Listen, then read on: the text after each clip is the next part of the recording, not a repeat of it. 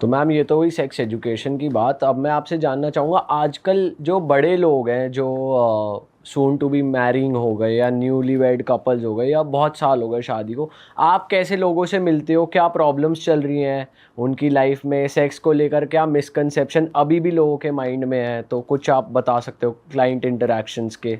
बिल्कुल, हम इसे पहले कवर करते हैं the people who are about to get married, let's say age group from 18 to 28, okay, an average marriage as.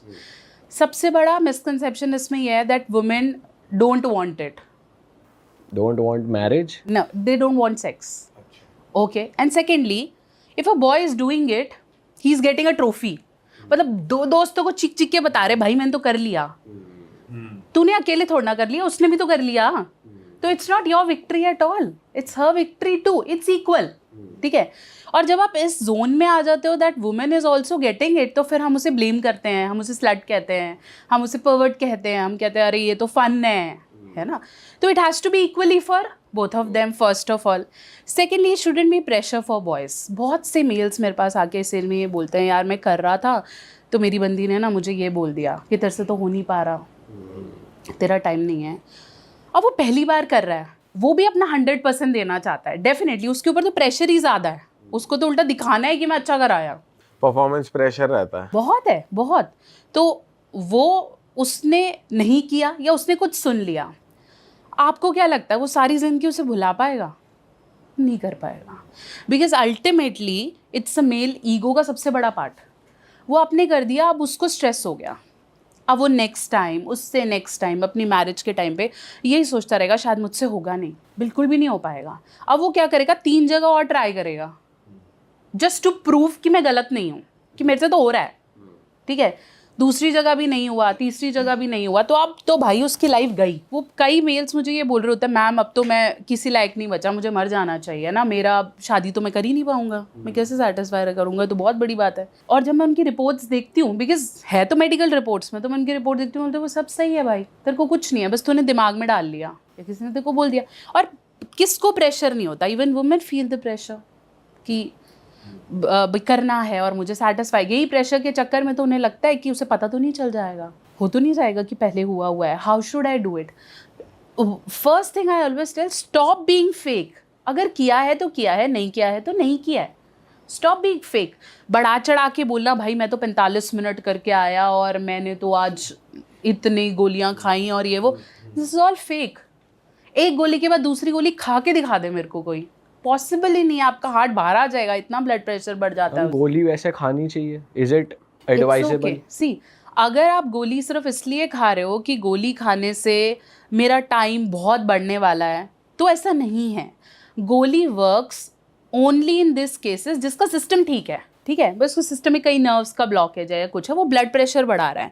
लेकिन अगर आप ऑलरेडी डरे हुए हो तो गोली क्या गोला भी काम नहीं करेगा, अगर आप डर रहे हो। But it is also said that अगर तुम गोली खा रहे हो और तुम बहुत फ्रीक्वेंटली खा रहे हो तो तुम्हारी बॉडी उसके आदी हो जाएगी, फिर तुम काम नहीं करेगी, नेचुरली नहीं कर पाएंगे, गोली के बिना नहीं कर पाएंगे। टॉलरेंस है ऐसे कि मुझे बुखार होता है तो मेरी बॉडी ऑटोमेटिकली WBCs बनाती है, सेल्स बनाती है और उसे फाइट कर लेती है। जो कितने लोगों ने बोला मैंने तो कोविड में कुछ भी नहीं किया, अपने आप ठीक हो गया, तो हो जाता होगा ना भाई, उनकी बॉडी में सेल्स होंगे, हो गया होगा, आप उसको गलत नहीं बोल सकते, है ना।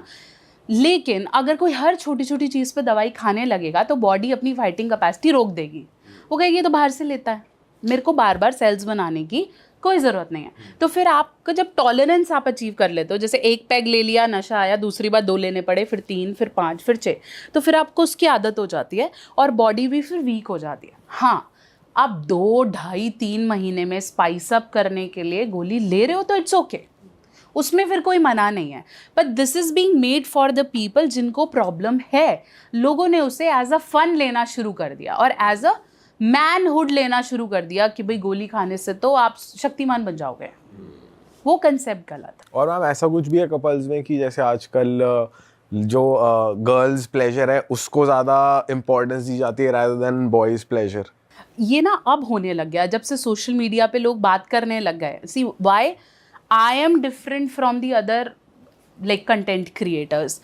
अदर कंटेंट क्रिएटर्स टॉक, एक तो सबसे बड़ी बात है कि मैं हिंदी में बात करती हूँ, ऐसी भाषा में जो उन्हें समझ में आती है, ठीक है। दूसरा, I also talk about mails.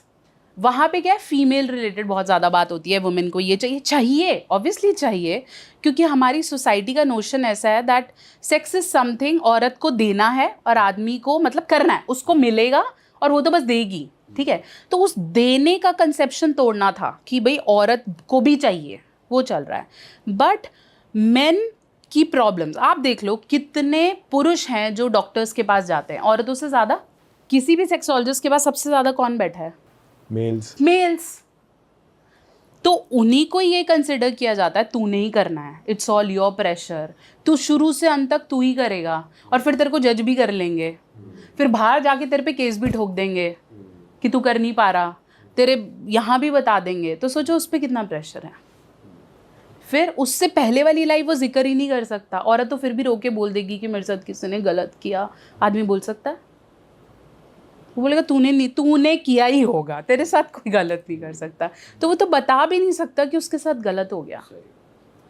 जब हम बॉयज़ किसी से पूछें कि I am suffering from this, for example one of your friend ask कि भाई मेरे से ना ऐसे हुआ नहीं, मैं गया था और पता नहीं सब जाम ही हो गया है ना, मैं कर नहीं पाया, तो उसके पास पूछने वाले ही लोग नहीं है। वो अपने दोस्तों से पूछता है, उसके अपने सिस्टम हिले पड़े हैं, उसने खुद पॉन देखा है उसका खुद, तो there is no right education to tell him कि भाई वहाँ चला जा। फिर किसी के पास कोई सोर्स ही नहीं है, हर किसी को लगता है कि जो पत्थर पे फ़ोन नंबर लिखा हुआ है यही सही होएगा, तो फिर वो वहाँ जाते हैं आउट ऑफ कि उनका नाम, उनकी रेपुटेशन कहीं ख़राब ना हो जाए। मेरे मोस्ट ऑफ द क्लाइंट्स वो हैं जो ये बोलते हैं कि मैम मैं आपको अपना नाम नहीं बताऊँगा, और मैं बोलती हूँ it's okay, see it's okay, but why you have to hide your name? It's okay, है ना, मतलब ठीक है ना, प्रॉब्लम्स हर किसी को हैं और हो सकती भी हैं, बट इसे नॉर्मल बॉडी की तरह हमें रखना ही पड़ेगा।